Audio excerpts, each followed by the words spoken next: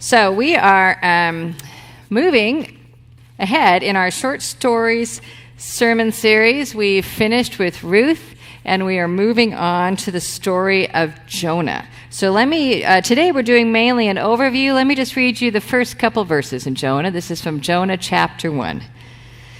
The word of the Lord came to Jonah, son of Amittai.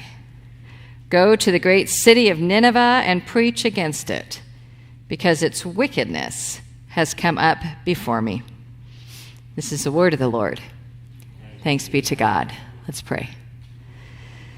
Lord God, I pray that the words of my mouth and the meditations of our hearts would be acceptable in your sight, our rock and our Redeemer. Amen. So many of you have heard me tell this story before. About 11 years ago, when I was on my way home from having served as a pastor in Paris, France, in a congregation there, I sent a text to my sister-in-law, Karen, expressing my deep discouragement at the situation in my life at that time. I sent her a text saying, I'm coming home in my early 40s, unemployed, unmarried, with an unfinished doctoral thesis and breast cancer. And she immediately texted back and said, that sounds like the start of a great story. And it remains my all-time favorite text message. It's the sort of reply that a short story like the story of Ruth gives us in the midst of our life circumstances and any discouragements. Naomi remember returning empty, so she declares, only to discover by the close of the story in chapter 4 that her daughter-in-law Ruth was worth more to her than 7 sons. It's a story of happy endings that have their genesis in loss. What happens, though, before the happy ending? What happens when we're in the middle of the story before the happy ending of God's steadfast faithfulness brings everything together? How do we live in that in-between? Because that point, the in-between, that's a dangerous point to faith and to hope, to endurance. Several distractions and temptations seek to dislodge us from remaining steadfast, faithful in the middle of the story. And one of the most dangerous, it seems to me, as I reflected this week coming into Jonah, is resentment. How you doing on resentment? Resentment literally means to re-feel something, right? You know how this goes. You're reminded of something, you replay it again in your head, and you just feel the feels all over again. Same anger, same hurt, same disappointment, same betrayal. It's this danger of the way that it carves these patterns in the soul, right? Almost like the slightest reminder, and boom, you are back again, locked in. There it is. Resentment is a real or perceived harm or slight that violates. It tends to take root when something has violated a person's sense of dignity. Some people have commented that resentment is what is feeding oftentimes a nostalgia for the past. We nursed these grievances because we're nostalgic about a past that used to exist before the grievance happened, right? It stokes grievances.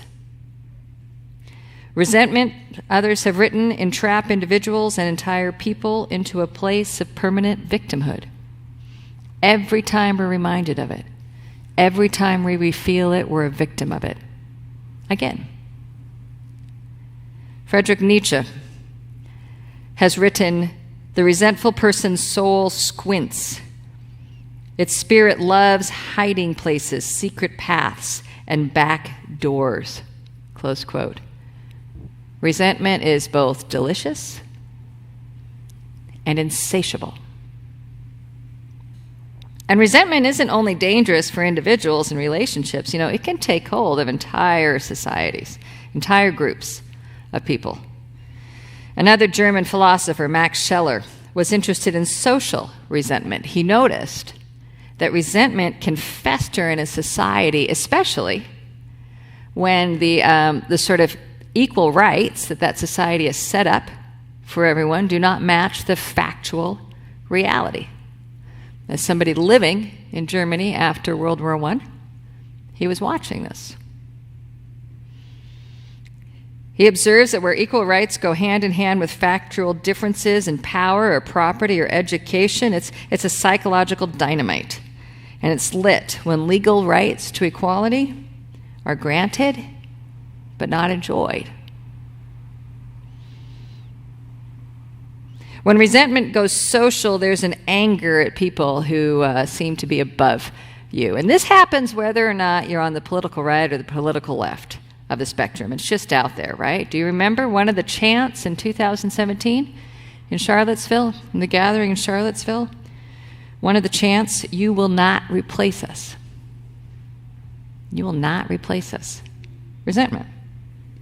It's equally true on the left of the political spectrum, resentment at privilege or access that others have, which everyone's meant to have an equal right to. Resentment. And social media is not helping us, right? I saw a cartoon the other day by a cartoonist, Fran. This woman is standing behind her older, middle-aged husband. He's drinking a cup of coffee. She turns to her friend. And this is a mild-mannered guy. You can tell he's one of these mild-mannered cartoon guys, right? She turns to her friend and she says to her friend, "Actually, Norman only tends to be a seething inferno of rage and resentment when he's on Twitter." Right?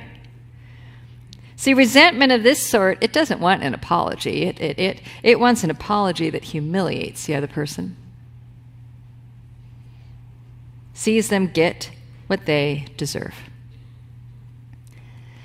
And Nietzsche, for all his other nihilistic writings, comes up with some pretty good comments, and he compares the resentful person to the one that he calls the noble person, the noble man, who does not remember insults, and, quote, shakes off with a single shrug many vermin that eat deep into others, close quote.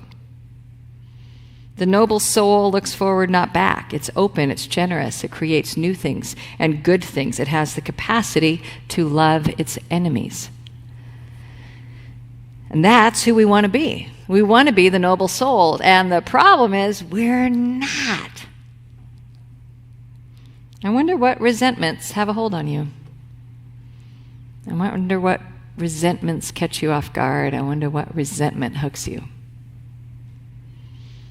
I wonder what suddenly transforms you like Norman into that seething inferno of rage and resentment. And resentment is not merely an emotional and interpersonal issue. It's not simply a social issue. Resentment is, at its core, a serious spiritual sickness. It's a theological issue. Because here's the creed, here's the belief statement at the heart of resentment. The belief statement at the heart of resentment is the Lord's arm is too short to save from this. The Lord's mercy is insufficient to heal this. The grace of the Lord our God is not enough to restore or to replace or to set right what this has broken, taken, made wrong. This injury, this loss, this wrong is beyond the capacity of God's grace to restore. And in our next short story, this short story of Jonah, this is a story that takes aim at resentment. It's the retelling of an event that would have taken place long before Israel was scattered and Judah was exiled. But the story itself was captured, was written, was finished in the wonderful way that we have the story now in our scriptures during a time after the scattering and after the exile. Anybody else ride one of those in this congregation? Jonah, as we heard, the son of Amittai, Jonah lived during the reign of King Jeroboam II. Now, I don't expect you to remember King Jeroboam II, so let me give you a quick reminder, right? The story of Ruth took place and that we just finished, in the time after Israel moved into the Promised Land, the land was divided among the 12 tribes. Ruth's descendant David, King David, not only unified these tribes, but expanded the borders, right? This is the golden days of the kingdom of Israel. And golden days turned to bronze and then fell apart real quickly, because Solomon held it together and then the kingdom broke apart in the time of David's grandson. 10 of the tribes took off. We call them the northern kingdom of Israel. They didn't take off anywhere. They just broke away. The 2 southern tribes became Judah. The northern kingdom of Israel was at one point brutalized by their neighbors. Sorry, I lost my place in my story. I'm going to forget their names. But they were brutalized by some of their neighbors. They really suffered. And then King Jeroboam took the throne. And Jonah, son of Amittai, shows up in this story. Jonah is a northern prophet, and he loves the northern kingdom. Jonah's prophecy was that King Jeroboam would defeat these enemies and would extend the border again to its historic place during King David. And that's exactly what happened. Word of the Lord through Jonah was fulfilled. So when we meet Jonah in the historical books, Jonah is a nationalist prophet. And that's not a negative thing. Remember, the nation belonged to the Lord, right? The Lord sent a message through Jonah saying, you're going to get your borders back. He is fully committed to the borders and the power and the place of Israel. So it's ironic that Jonah is sent to Nineveh, because Nineveh is one of the key cities in the kingdom of Assyria, and Assyria is the kingdom that will destroy and scatter the northern kingdom. Do you hear what just happened? Jonah, this prophet who believes and is committed to the full borders, power, and security of the northern kingdom of Israel, is sent to an essential city at the core of the Assyrian Empire that will destroy that kingdom. There's a lot to be resented. Ruth was living in a time, and the people were living in a time of chaos unleashed by individuals doing what was right in their own eyes. Jonah lives in a time of chaos unleashed by city-states dedicated to idolatry and to wickedness. And Nineveh was one of these. Ninevites are foreigners, just like Ruth, but these are foreigners who idols and gods have led them in violent and relentless warfare against Israel and her neighbors. And Jonah had a strong northern identity. So the first irony in this 4-part novella of Jonah is that a strong nationalist prophet is being sent to Nineveh.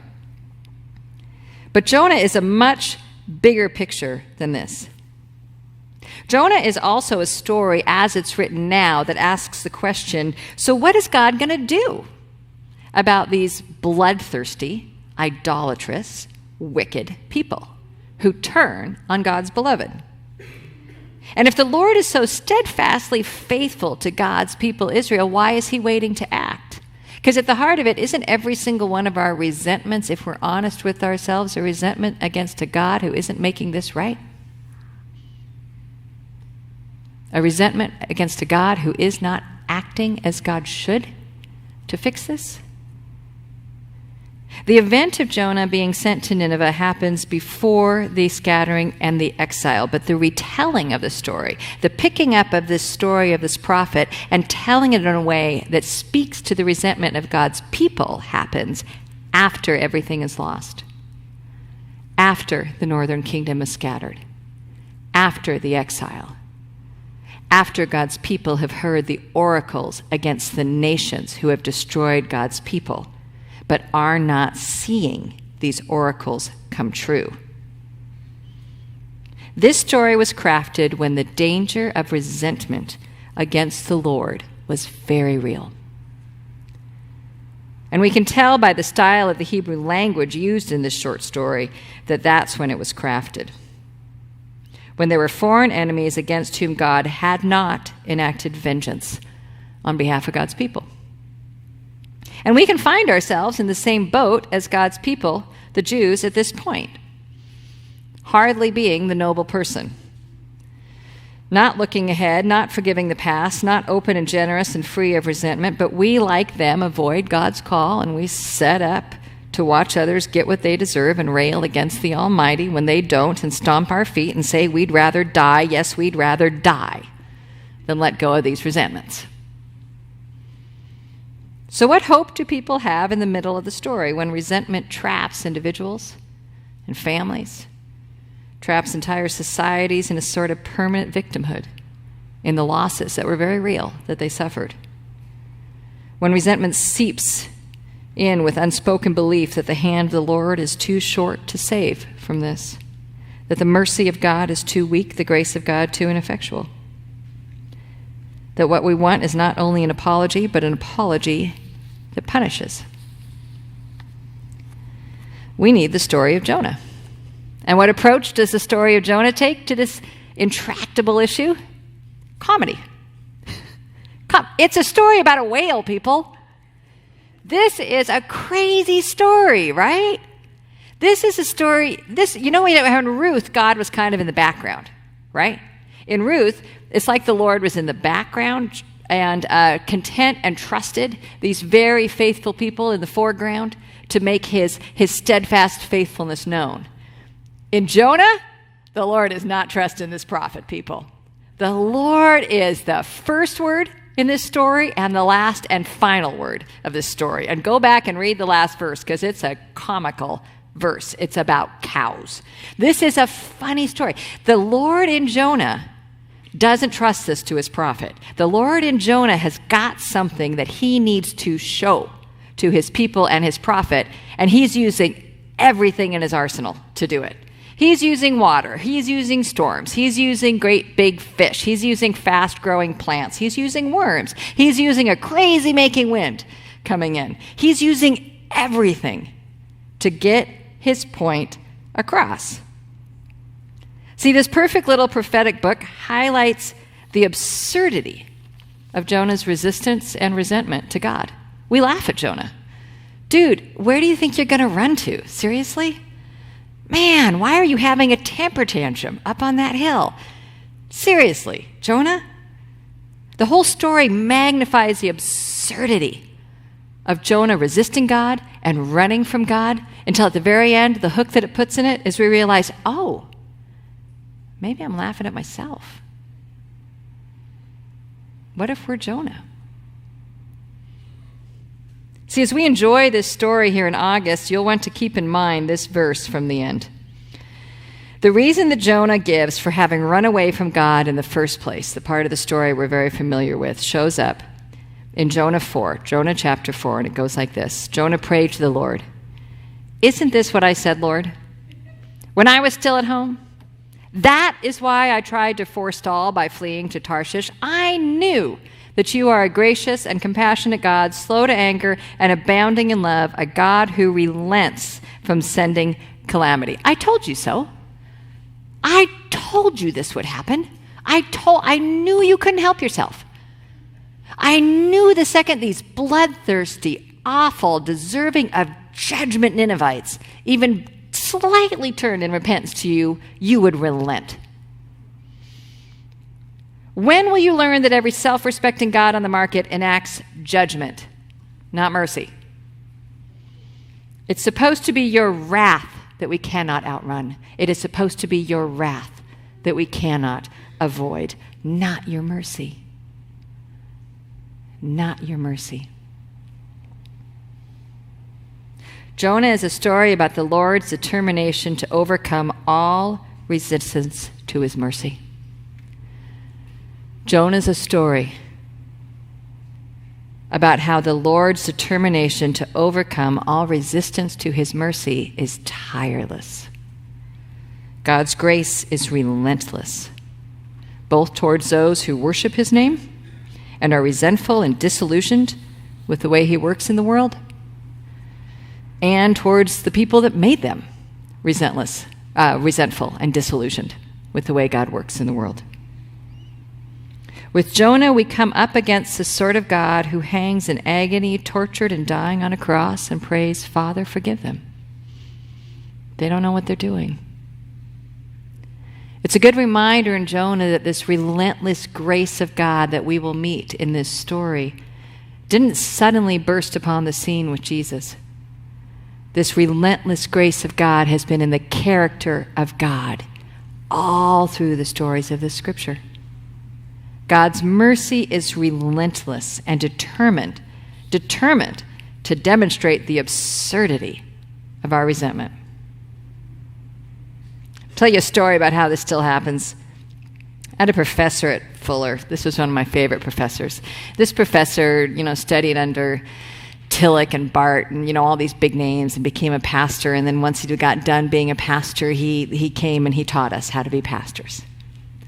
And this professor was in a tradition where every 3 years the pastor is moved to a new church because they want the church to remember, sort of like we're doing with the sabbatical, that your pastor is not your church. You are your church. And your pastor is the person sent with the word of the Lord and to serve you, but the pastor is not the church. So this tradition moves the pastor along every 3 years. So he got put in this church, and the matriarch of this church, the woman who ran the family, who was the most powerful family in this church, did not take to him. She did not like this pastor. And everyone knew this woman did not like this pastor. And so, in turn, this pastor did not like this woman. So they're tolerating each other in this church, and then she gets sick. She gets sick, and she's in the hospital. And so what does he do? He's the pastor. He goes to pray for her, and he shows up at her hospital door, and she says, "I don't want you here." And he says, "I don't want to be here. But I'm the pastor, and I've been sent to pray for you." She's like, "All right." So he goes over and lays hands on her and prays for her. And you know what happened? Despite his not wanting to be there and her not wanting to be there, the Lord's relentless mercy decided to heal her through his prayer. She was so mad she didn't admit it. She could feel it happening as he prayed. He went home, crabby. This had interrupted his evening. And then she has to admit the next day when the doctors come in and they have no explanation for why she is healed and she's about to go home, she has to admit that God healed her when this pastor laid hands on her. Do you see the absurdity of that? Do you see the absurdity of her resentment? The absurdity of his resentment back to her was not showed because God decided to smack them both upside the head with something bad.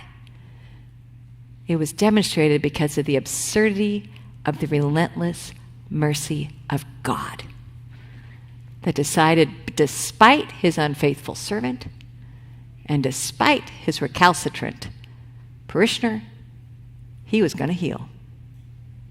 This is what's coming with the story of Jonah. So pay attention to this week to the places that resentment has its hooks in you.